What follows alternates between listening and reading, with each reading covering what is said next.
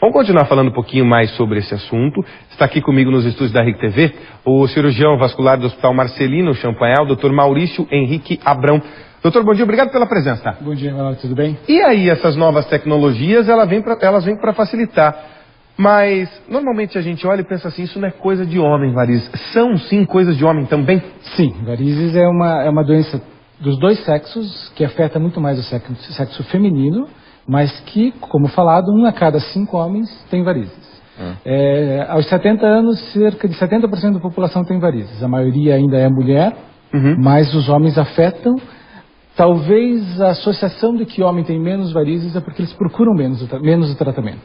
Porque muitas vezes a questão estética não está tanto presente e relacionada. Agora, doutor, a pergunta que eu faço é, a gente falou dessa história estética, mas ela tem risco à saúde do camarada que está com essa doença, como o senhor caracterizou? Sim, ela tem risco à saúde. A varizes é uma doença que ela é progressiva e ela, com o passar do tempo, ela pode ter seus efeitos secundários. Então ela desenvolve uma coisa chamada insuficiência venosa crônica. A pessoa pode aumentar o risco de trombose em casos específicos. Ela pode desenvolver uma pigmentação na pele que se chama dermatite ocre. São as pessoas que têm uma pigmentação escura em forma de bota. Ela pode aumentar o risco e de uma maneira significativa com o passar do tempo de desenvolver talvez a lesão mais trágica de varizes, que é a úlcera venosa, que é um tratamento demorado, é um tratamento que faz com que o paciente sofra muito.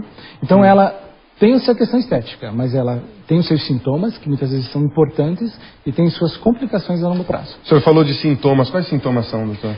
Sensação de perna cansada, sensação de perna pesada, edema, principalmente no final do dia e relacionado ao ritmo de vida, à qualidade de vida que a pessoa tem. Aquela sensação de queimação assim na perna é uma característica? É uma das características. Agora vamos para as perguntas. A Clarice do Atuba diz o seguinte: qual a diferença entre varizes e vasinhos?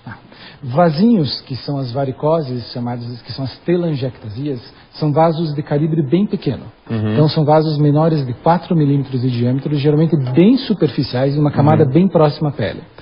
Varizes já são vasos de calibre maior, que tem uma localização um pouquinho mais profunda em relação à pele, e que tem uma forma de tratamento diferente. O Hamilton de Maringá pergunta o seguinte: ele diz que fez cirurgia há mais ou menos uns 2 anos, a perna ficou lisinha. Agora estão voltando a aparecer aquelas varizes. O que isso quer dizer para ele, doutor? Que é um caso hereditário? Sim, a varizes ela é multifatorial. Ela está relacionada principalmente com a questão hereditária, que é o principal fator que faz desencadear as varizes de membros inferiores. E associado ao fator hereditário é a qualidade de vida. Sobrepeso, falta de atividade física, sedentarismo, uma atividade profissional que você permaneça muito tempo em pé ou muito tempo sentado pode fazer com que com o passar dos anos venha a aumentar, mas todos esses fatores, na mulher o fator hormonal ou o fator gestacional, todos esses fatores eles só se desencadeiam na presença de um fator genético.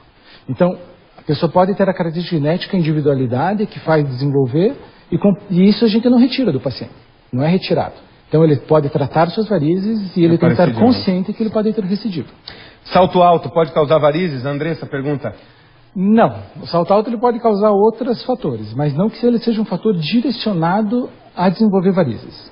O que acontece com o salto é que o movimento, da amplitude do movimento da musculatura da panturrilha diminui muito. Isso faz com que indiretamente o retorno venoso seja um pouco menos eficiente. Mas não é um fator, ao contrário do que as pessoas imaginam, que possa ser tão efetivo no desenvolvimento. O ideal do salto é que não seja extremamente alto e que ele esteja... a literatura diz que o ideal seria um salto entre 2 ou 4 centímetros. Agora, doutor, vamos para essas histórias da mulherada. A mulherada que pergunta mesmo. Depilação com cera provoca varizes? Não, de maneira alguma. É lenda também? É lenda. Lenda urbana. Como tem lenda em cima disso, né? O especialista que normalmente trata é o vascular, o cirurgião vascular está só ali no momento da cirurgia. Como é que a gente acompanha o tratamento, doutor? É a pergunta aqui. O tratamento é realizado por cirurgião vascular, por angiologista e cirurgião vascular. Preferencialmente, se for procurar um médico, procura um médico reconhecido pela Sociedade Brasileira de Angiologia e Cirurgia Vascular. Ele é um tratamento que ele, por ser uma doença que pode ter sua recidiva, ele é um tratamento a longo prazo.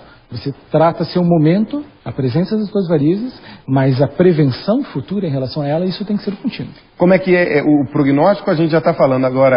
Como é que é a cirurgia em si, doutor? Diagnóstico e prognóstico já falamos, né? Principalmente, vamos pensar na recuperação e na cirurgia. partir do momento que você faz sua consulta, você define a sua doença, você faz um exame diagnóstico que a maioria das vezes chama-se ecodoppler, que ele é como se fosse um mapeamento dos seus vasos, e você tem uma definição cirúrgica.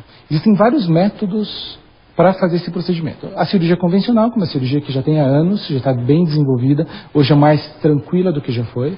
Existem os métodos mais novos, que é o endolaser ou a radiofrequência, que são métodos que se fazem em casos específicos, no que você trata a veia com um processo de calor. Você injeta, faz pelo catéter um calor e essa veia ela colaba.